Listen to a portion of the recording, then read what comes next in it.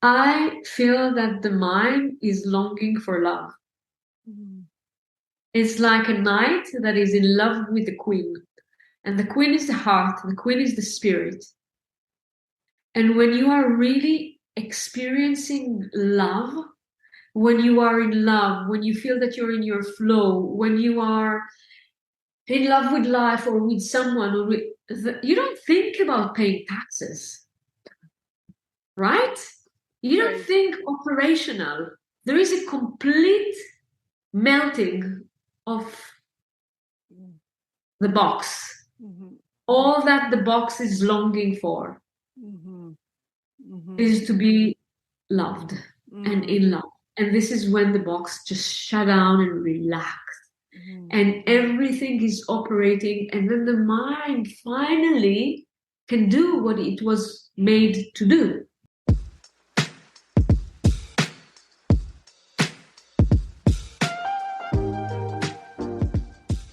Welcome to I Think I Can podcast. My name is Luella Young. I am a woman who believes that we, like wine, get better with age. Age brings us wisdom, intuition, and a level of sophistication that is beyond the reach of youth. I am here to tell you that living a luxuriously rich and fulfilling life is in your reach. I Think I Can podcast will teach you to think differently in order to get different results.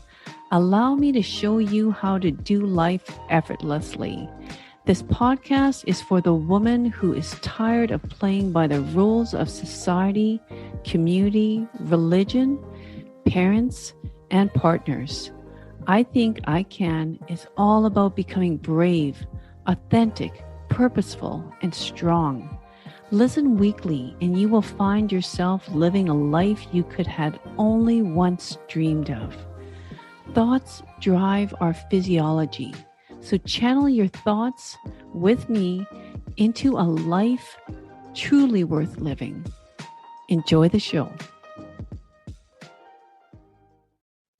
Hello, everyone. Welcome back to I Think I Can podcast. And today I am delighted to introduce you to Homaya Amar. Homaya is a spiritual mentor and coach and guide, and she is a lot of things that I am going to, basically hand the mic over to Homaya to describe herself a little bit better and how she got to where she is right now today. So, Homaya, welcome. Thank you, thank you, thank you so much. I'm very happy. I'm very excited. I feel that this moment was building up gradually, and I actually feel that we are meeting in a perfect moment for both me and you, and for whomever ever is listening, right? Absolutely. It was exactly that, a buildup of energy and emotion. And I should say that Hamaya is a peer of mine, a fellow coach and a mentor. And as I've grown to know Hamaya, I just realized I must have her on my podcast because she's an absolute gift. And as I was thinking this morning, about this interview, I thought about the name of my podcast. And, it was about 6 months ago or so that I realized perhaps I should have named my podcast differently. I think I can perhaps should have been named a little bit different when I think about empowerment and energy and how we have so much more control over our destiny, our legacy than we think we do. And Mm. Hamaya, I want you to expand on that. What are your thoughts behind that? I'm going to share about that some thoughts, and then we're going to speak about a little bit from where am I coming that have like actually gave me this possibility even to share a vision like that. First, we can always change the podcast name, even in the middle, right? If there is True? an evolution, True? it's time to evolve. Yes? I feel that when we say I can, many times it's in the light of I can't. Mm-hmm. So the I can is coming because the real thing is I am, I can. Just the Mm. mind going into a little bit addition of, if I thought I cannot, then let me help you and show you that I can. Mm. But the basic natural, I woke up in the morning, I'm breathing, I'm walking, I can. Yeah. I can because I had those ideas in my head. I can because I feel those feelings. I can because it's natural. And we are actually evolving in a very, very natural way from birth. The body is fully equipped to handle a physical growth and give birth, and the children are evolving in such a natural way. You don't really need to do so many things, so we are fully equipped to do what we can. So yeah, I feel I can, and could be also I am, and I Yes. can because I am who I Mm-hmm. am as I Mm-hmm. am. Mm-hmm. Yeah, And you were tell me. no, I was going to say that's a really great point that we we're not we don't think when we're a newborn, it's just we do. It's just all natural. No one says, "Oh, you must walk now." "Oh, you must suck now." "Oh, you must." It's just I am. I do. Yeah. Mm-hmm. So yes, so I think I am come above a layer of cultural programming and cultural agreements. Mm-hmm. But without the cultural agreements, it's like, of course I can. Mm-hmm.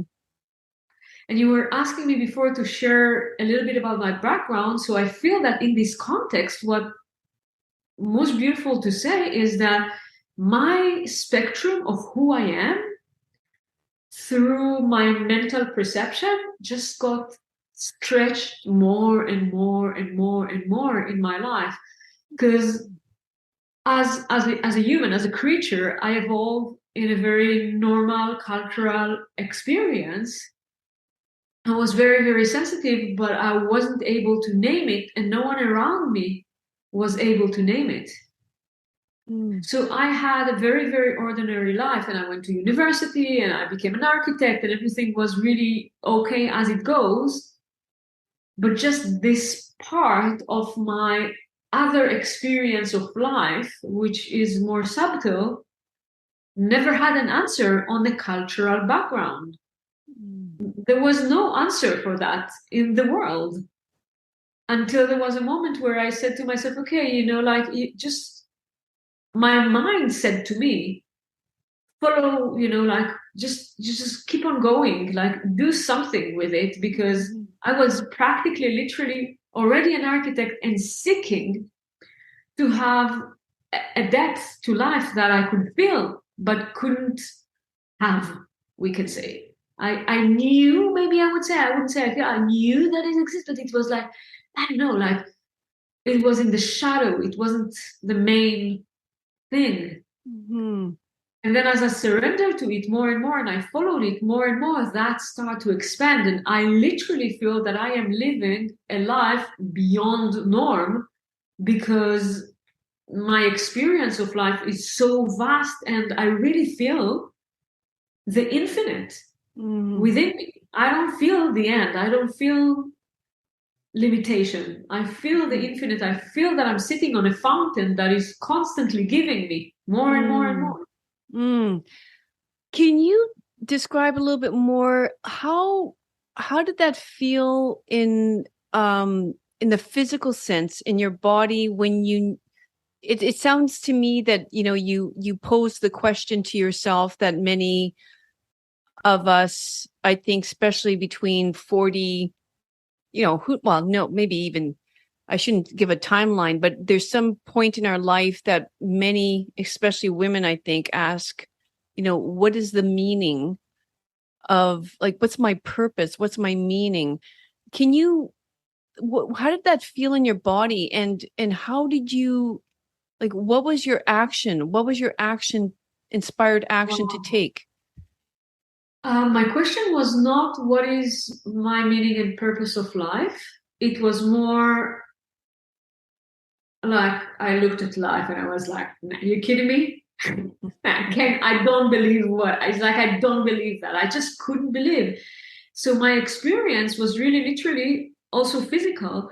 It's like in the sense that I just want to understand all of that amazing machine that I've received, that know exactly how to breathe in and breathe out, that know exactly how to move the fingers, all of the stars that we have around us, all of the songs that are in this universe is for that. Just I will wake up in the morning, do some things, get paycheck, pay my taxes, and it's like that. I just couldn't believe it. Looked so fake. It looked so two-dimensional, and I was a very good girl, so I was watching and doing what my parents were telling me to do. But it was like I was waiting that okay, showtime, and it didn't start it, and then when it didn't start it, I just said, and I was not, I was not educated spiritually at that time. No. So I was just speaking with the one that I didn't know that exists. Like I spoke with the universe and I said, listen, I'm like doing everything that I can to, get it all clear. And I'm like, I don't find any answer. The way that I'm searching for it was through searching work. So I was already an architect. So it started, okay, well, I was doing houses, so maybe I do housing. So I think housing didn't work. So I said, okay, maybe I do shops. Had shops didn't work. Like I was doing all of those things, and I was like, it's not.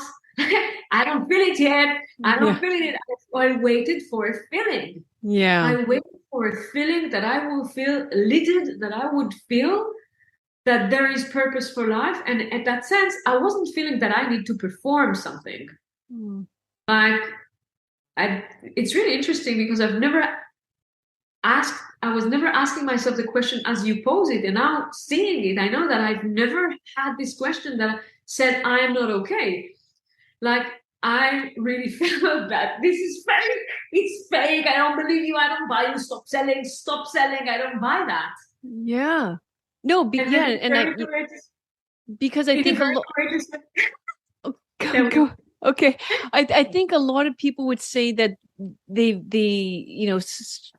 felt some depression when they question themselves about, I mean, it's the meaning of life. Like, what is the meaning of life? I mean, it's a lot of people talk about midlife crisis that way, and they sink into a lull and apathy, but you're saying that no, that you never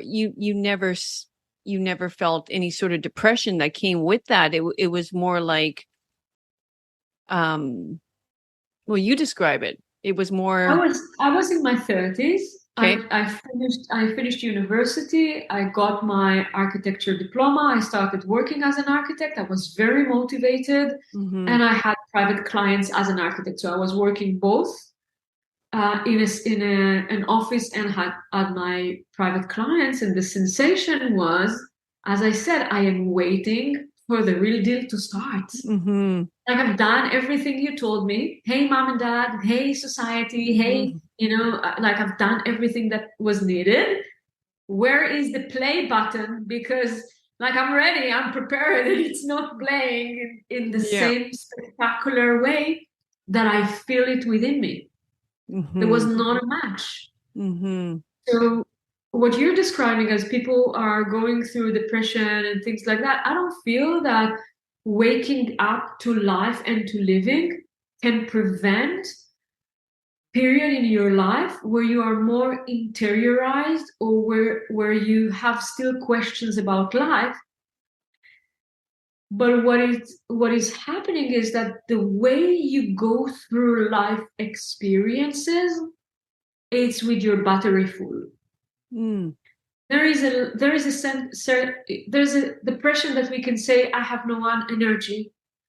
I don't feel passion. There is this depression. I don't know why. I don't know what. I don't feel a reason. I am not motivated. There is this that you feel depleted in the level of energy that you have. Mm-hmm. and that you feel that you are disconnected, lost. Mm-hmm. So there is this type of depression, but for me, there's another life or another experience where, yes, you can be interiorized. And it could be that people from the outside might say you are depressed. Mm-hmm. And there could be moments in my life that I don't go so much to social media. I Mm-hmm. need more to be with myself. And it Mm-hmm. could be again that other people would say she is depressed, or Mm-hmm. I will cry a lot. Mm-hmm. But this is not depression for me. It's a moment of purification, readjustment, realignment. I'm seeking for more diamonds and pearls within me, and I need to be inside. So I feel that we need to be very clear in this distinction that life are still going to be life after you liberate your spirit to show up and to lead you. Life are still life, but it's just more luminous and the vibration are higher, and there's you're more connected. You are really using your entire or a lot of your battery, I, and it I is being refilled. I love that. Um, that's such it's so much more beautiful. It's such a beautiful way of describing what we in Western society call depression, what psychologists, psychiatrists call depression. The way you describe it, it's almost a gift of looking within. Yeah. Yeah, like I And I mean, withdraw. I mm-hmm, withdraw my senses from mm, all of that energetic demand, and I go in because there is a certain level of depth that I cannot do that while the music is full on. And for touching that depth, I need to close the shutters. But right. if you do that with this awareness, you have so much strength. What is happening many times for people in depression is that they don't do that with awareness. They feel that because they are not running, they are not providing, they are not doing what is Yeah. requested, they are wrong. They Mm-hmm. are incapable. They are unable. They have a problem. Right. Right. And we don't. It's it's it's like that's like I'm kind of going wow because as a psychotherapist and somebody that studied psychology, like I've never really thought about it like that before, and that is mind blowing to me that it's actually the body's own way of protecting itself, and yet society like labels it and wants to provide you a pill for it. Yeah. It's awful, like in that sense. It's taking your birthright to connect to your depths. Yes. Yeah. In medicating you to dissociate from that beautiful ability to look from within. And honestly, when you use the word shutters, like I just in my mind I saw a beautiful Italian villa, because how I see it with the small windows and the shutters. And I saw that, I'm going to go into my beautiful villa now, my house, my home, close the shutters and allow myself to experience, myself fully, without all the noise from the exterior. But when I open up the shutters again, and I allow and then I go out again to the beauty around me, and it's a duality. It's going in and out. It's an ebb and flow, the More than flow. that, I believe that after you intentionally withdraw your senses and intentionally tap in, you retreat.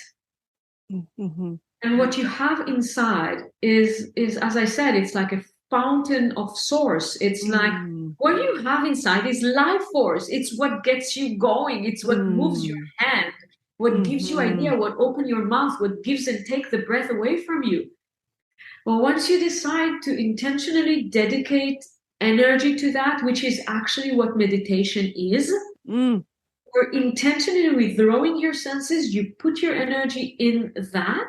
When you tap back again, you're not the same person anymore because you just visit the temple of your creation. Beautiful. So Beautiful. you're wiser. Yes, you're wiser.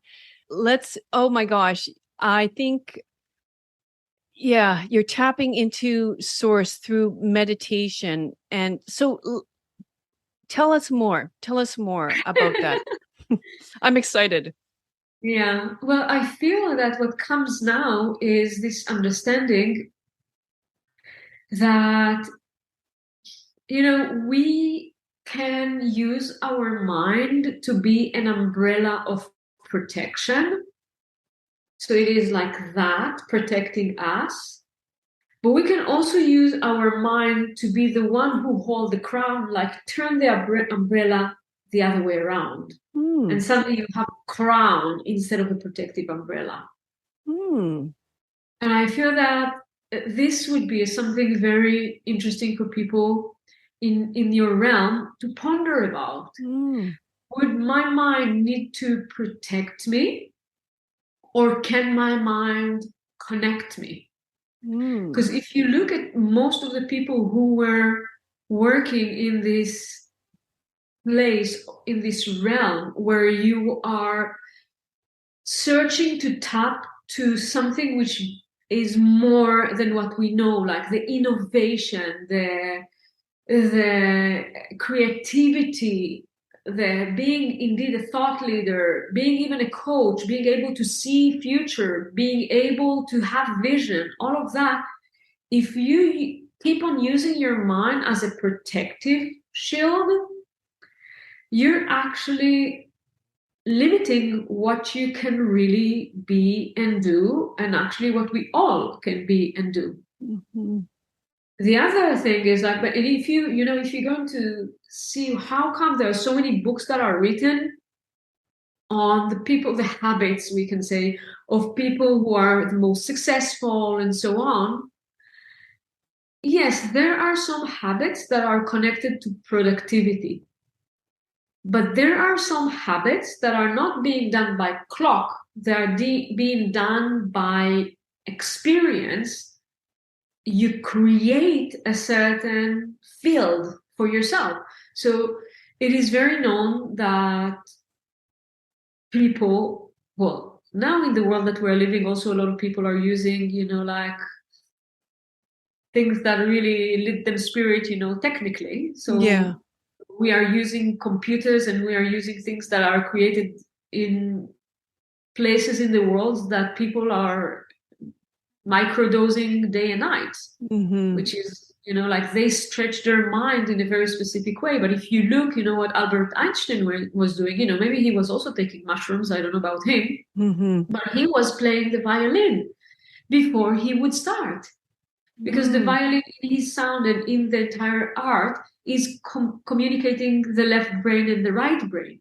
And as that, he moved himself into a very specific state where from it he can create, because he needed to channel while he was creating and doing. He was not figuring out from, or any person who stretched the horizon for himself and for the people, were always, they cannot provide from what exists.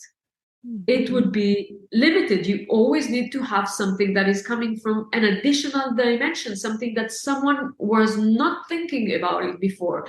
Like one and one, if you put them together, what do I get now? Because one and one can be zero, one and one can be one and one can be two, one and one can be three, and one can be infinite. And you need to be able to run on that frequency. Which is what there is beyond, what there is above, what there is more than that, how it is, how do I open myself into this great experience of life. And we do have a direct connection to it. So can you speak more on that? How you connect, how you channel in order to work your magic, work your skill, expand. Yeah. Yeah, well, the truth is that now I am honestly, sometimes when people are asking me how I live and like how do I do like this question, I'm saying, I'm already living in a half trance state. Mm-hmm. I'm Mm-hmm. already living that. But what have I done when I Mm-hmm. started? I Mm-hmm. was very open spiritually. It doesn't mean very open, like I was very sensitive, but it doesn't mean that you need to be, there's no prerequisites No. for channeling. There's none. You are No. already channeling. Yeah. Oh, I want to tell you a story. I had a conversation with someone about a week ago, and she said to me, I want to know all your gifts. And I was laughing so much. I told her, so what are my gifts? And she said, you read minds. Mm. And I said, aren't we all? Mm. And she said, yeah, but I don't read minds. So I was like, okay, I got it. I got her situation. And then we kept on having a conversation and so on. And I said something that wasn't so clear intentionally. And at the end of what I was saying, I asked her, you got me? Yeah. And she said, yes, yes. So I said, what, did you read my mind? Mm. Good. Very No. good. And Exactly. she was laughing. And I said, okay, I am calling my son that he's my son when he was already in my belly. I Mm. don't need him to be 26 years old or 48 years old to say this is my son. Mm-hmm. If you are able to say to yourself, I am reading minds, Mm. and it's okay that I will read just 2 words, I'm Mm. already reading mind. Mm-hmm. I don't need to read the full sentence and get all the entire download from the energetic field of this that I'm speaking with. I'm okay. If I read 2 sentences, 2 words, 1 word, I'm reading mind. Can I continue? Can I practice? Can I improve? Of course you can. And then Yes. more than that, in that conversation, I was telling her, I feel that this is such a perfect conversation to have now again. I said to her, if I read mind, can I write mind? Mm. And she was like, of course. Mm-hmm. Because if I read mind for so many years, it is inevitable that I can also write mind. Mm-hmm. Mm-hmm. Yeah. So writing mind can happen to many people, which is like, like working on your mindset, etc., can be perfect to some people, but it will always have this protective mind. If I can Mm. only write mind in the realm that I am feeling secured without the conversation with what I do not know, and this is how deep I will go with writing my mind. As far as I would get is as far as I see in the newsletter, as Mm. far as I see in the newspaper, as far as I see in my neighborhood or in the TV. Mm. But this world was not meant for more of the same. Right. This world is made for singularity. We all have a specific imprint, a specific blueprint, a specific fingerprint for Mm-hmm. a reason. Mm-hmm. So, like, we're not meant to go as far as my neighbor is Mm. going.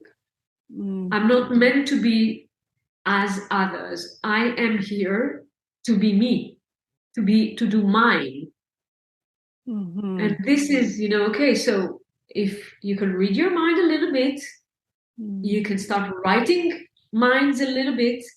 So why don't we stretch reading minds and not only read the mind of people? Would you Mm-hmm. be willing to read the mind of God as well? Mm. Would you be willing to read the mind of nature? Would you be willing to Mm. read the mind of all that exists? And Mm. then would you be willing also to write it?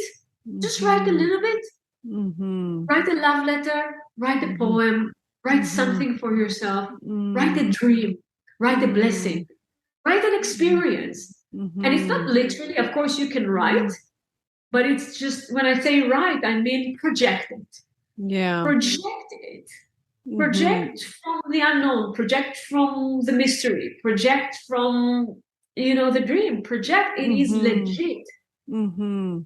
And it wouldn't happen if the if you use your mind as a protective umbrella. Right. It will Right. happen if you alternate between all of it until you wouldn't need it, and it would just be the channel. Yeah. And Just allow it. Just allow it.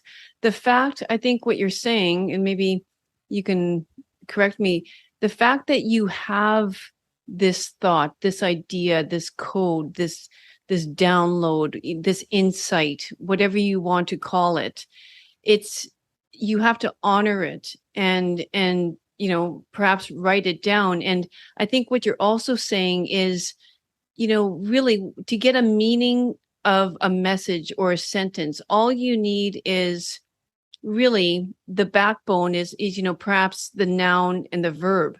I mean, that's what defines a sentence.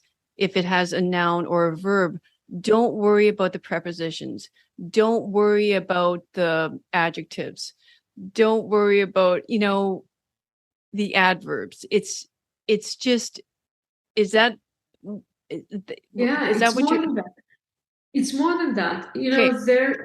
There is how you communicate and how you create art with words. Mm, But channeling sometimes can be so abstract. It's just a sensation. Like you were mhm. done. You're doing this now because you felt something, right? Yeah.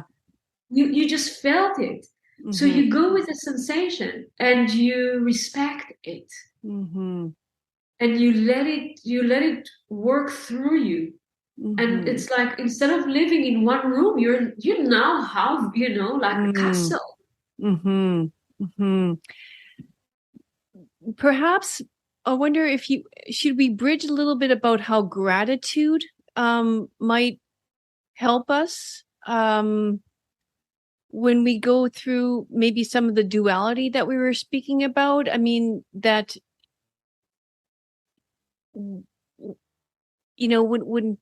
when some people, like when we speak about like going deep within, closing off the noise of the world, um if in order to maybe go back out, like, should we speak a little bit about gratitude? Do you think that's a helpful? I feel that it could be connected. I'm not sure. Well, I look at gratitude at the sense of I wrote something once. I called it absolute gratitude. Mm-hmm. So most of the people are using gratitude as a tool. Mm-hmm. So it's like a reactive mode. Yeah. Yeah. I get something, tell me. Positive psychology. That's how I think it's gratitude has really been spoken about, used. But it's the wrong way of, I Yeah. think, yeah, Gratitude is not a reaction. no, it's not a reaction. It's not a way of responding. No. Exactly. It's so limiting to Yeah. take gratitude as a tool, Yeah. as a way that only once things are happening and they are good, then I would be grateful, and I gonna work on myself to be able to be grateful for the negative things that are happening, so I will maintain myself as a positive person. Mm-hmm. Where I feel that gratitude can be an absolute state. So it does not necessarily needs to be reactive. In order to move to that place is, instead of having gratitude as something that have some pulse, oh, I'm grateful for that, or I'm grateful for that, or I'm grateful for that, you take gratitude like a type of a sphere that just grow and growing and growing and growing. And Mm-hmm. as such, it is growing and growing more and more. There's a constant state of gratitude for waking up in the morning, you know, Mm-hmm. having a conversation with someone you admire, Mm-hmm. enjoying your life, like Mm-hmm. this look, the fact that you can breathe, the fact that you can see, the fact that, and gratitude becomes an essence, not a Mm-hmm. reaction. Mm-hmm. Mm-hmm. Not a reaction. It's like, Mm-hmm. whoa, like actually the fact that it's almost like you can move yourself to a place that the fact that you are alive is your gratitude. Mm-hmm. Mm-hmm. I had one time I was doing a detox program. Well, I was participating a detox cleanse. Yeah, like a nutritional one? Nutritional, physical, yeah, we were a Okay. few days together cleaning Yep. our body. And Yep. people were saying, put your intention. The one who led this experience was asking the participants, I was one of them, put your intention, like what is the thing? And I said that for me, purifying my body, my heart, my soul, like purifying it, not that the soul needs to be purified, but like in the Mm-hmm. sense of the way that it is integrated in my body. I said, well, I imagine the day that my body would be given to earth and my soul will ascend, Mm. the day that I would die. I said, I want earth to feel that she received the most luminous seed in her presence. That Mm. when my body will be buried, it will have such a high vibration that planet Earth will feel that she's just received superfood. Oh my gosh, I love that. Like the And you most, get there by being grateful. yeah, exactly. Yeah, it's like the most fertile soil. Like it's miracle grow. It's like the best compost you can imagine giving to your garden. I love that from practicing, yeah, being in gratitude all your life. Yeah, which um let's talk a little bit about, you know, we all know, we all hear, at least we do here in America, um, about stress and what stress can do to the body. You know, how mental, physical stress can be seen in your physical body in terms of, well, dis-ease or disease. I mean, there's books written about it, about, how the body manifests a disease through stress. What are your thoughts on that? Oof, What I feel that Well, first. because you mentioned how the mind is but an organ to the physical body. It's many people believe, well, yeah. What is your thoughts on that?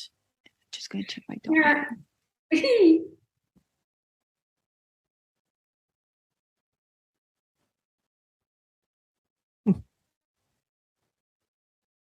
What's your Sweet. thoughts? Well, I feel that the number one organ that is being harmed by stress is the mind, Okay. being Okay. overstimulated. Mm, I feel that the stress is an expression of being overstimulated.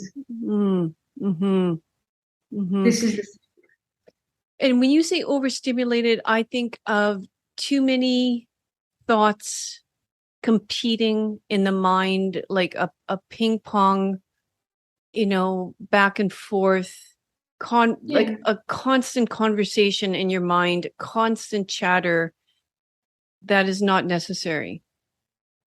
yeah. I feel that it is overthinking, Mm-hmm. can be Mm-hmm. um, various thoughts competing Mm-hmm. inside of the head, but it Mm-hmm. can also be like a push and pull.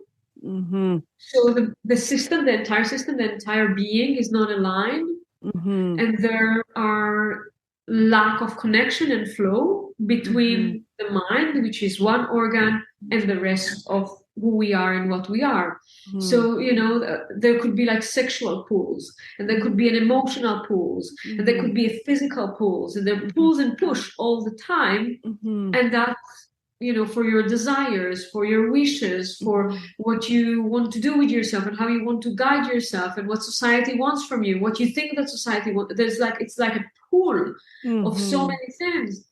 And as long as we think that our mind is the one responsible of everything, then everything will go through the mind. So the mind is not one organ among everything. He starts to be, or it starts to be, the controller, and he's overloaded.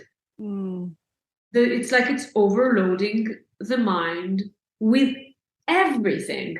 Everything, like you don't want to run a business or a house or write a book when just with one pen. You don't run a business with just one person. You don't run the house, just one person is doing all the chores. It doesn't, you cannot.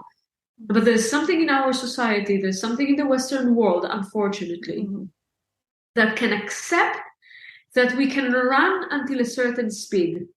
You can accept that the heartbeat will run between a certain, spectrum, but does not expect to say to your mind, just don't go there, that there would be a limit.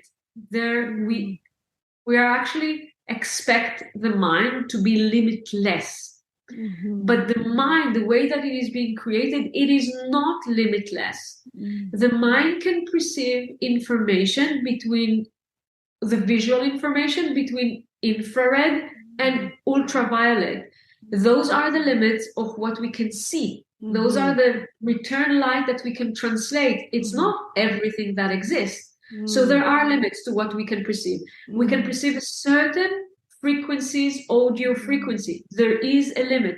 There are various tastes that we can taste. There are various smells that we can smell. And there are various connections that we can run in our mind. And if we keep on thinking that this is the chief general of everything that is happening, we're just limiting ourselves. It needs to be under something, with something. It cannot be the only one. And stress is because you perceive your mind to be the only one. And inside of your system, you cannot let go and have other things influence you. That's so important, because I think, we so often hear the power of the mind, the power of the mind, the power of the mind, but we're shining too much light on the mind. We're not encompassing the rest of our powers, our physical, our spiritual, our soul, our the other organs, as you say it. Yeah. The power of the mind is by that being the organ that can perceive and create connection and communication. It is the one that in some way responsible to the maintenance of everything that is happening. But in my vision, may I share my vision about the mind? Please. Well, there are so many ways that I can describe. Of course, that is not my ultimate vision, but specifically I want to share. I feel that the mind is longing for love. It's like a knight that is in love with the queen. And the queen is the heart, the queen is the spirit. And when you are really experiencing love, when you are in love, when you feel that you're in your flow, when you are in love with life or with someone, you don't think about paying taxes. Right? You don't think operational. There is a complete melting of the box. All that the box is longing for is to be loved and in love. And this is when the box just shut down and relax. And everything is operating. And then the mind finally can do what it was made to do. Be responsible of the entire operational system. But if you don't trust your heart, you don't follow your heart, you don't listen to your heart, you don't play as you're supposed to play, then of course the mind needs to take care of everything because there's no one in the house. It's really interesting because it makes me think of, when we're trying, when we want to sort of control our destiny, like what you said right now makes so much sense. We're in our minds and we're thinking about the how, the how. But when you said, when the knight is in love with the queen and they're in harmony, you like when someone's in love, it could be that they're late for an appointment. It could be that that their their house is burning down. It's sort of like when you're in love, you're kind of like, who the hell cares about anything else that's going on? So I just got what I came here for. I just got what I came here for. It's like I'm done. Okay, I'm full. And it's also I wanna take what you said, because I can be late for a meeting. My house could be burning, but I can also be very receptive to gifts that are coming, to beautiful ideas that are starting to. It's not only that I'm able to deal with the negative experiences. I am just in my element, and I am in harmony, not only with the one or with the thing that I'm in love with, but everything. Because, well, that is opening a whole different topic. I don't know if we should go there now, but it's like we're never in love with someone else. It's just we moved ourselves to a state where we are feeling that this is a safe space to be who we truly are, which is in love. Well, I think, are you talking about the ability to, I think what you're bridging towards is the ability to receive. So the house could be burning down. I'm late for a meeting, but I'm also opening up to, receiving, is, and I gave this negative because you gave some negative, right, challenging experiences. Right. And I wanted us to be liberated from, it's not either negative or positive. It's just, I am in my element. And then my mind is out of stress because he's only needing to operate in the capacity and abilities that he is operating. There's no extra demand that my mind will do more. It's just like my mind can surrender and do the operational work. And the operational work can be everything. I can be creative. I can be. So what I continue and added is that, and you don't need to move yourself into a place that you are in love with someone else to say, oh, only then I can be out of stress. And like, I would give a birth and I would be in love with my child, or I would just walk in nature. It's like the same like gratitude. Can we move that from being a reactive experience to be, this is the sphere of my being, and that sphere is breathing, and I am okay with that breath, and I'm just being more and more in love with myself, in love with life, in love with what I do, in love with the spaces that I'm part of, in love with everything. Can I be? And, as you say that too, I think a lot of people would call that being in the flow. And I think about, one of our mentors talking about riding the wave, like surfing. And if you agree, like when you're on the surfboard, not that I've ever surfed, but I can imagine, and you're in the flow and you're riding the wave, you're not in your mind at all. You're not thinking, okay, my feet have to be like this. And, it's just all working together in harmony beautifully. Yeah. There are great minds that are, living in Hawaii. I don't remember the name of the person, which is, excuse me, but the mathematician that defined the E8, it's a complex mathematician formula, multidimensional formula. He's surfing. He's not sitting in the computer trying to clear the formula. He's surfing, he's liberating his mind, he's one with nature, he's in the flow, he's in love, what you came here to be. And then the mind operates what it needs to operate. This is like channeling life. You don't sit and channel. It's just like you are the channel of divine intelligence expressing herself in this dimension. Yeah. It's being in the flow, the ebb and flow of being, and doing and thinking. I mean, I because we also, you know, like I find myself, I love knowledge. Like I love learning.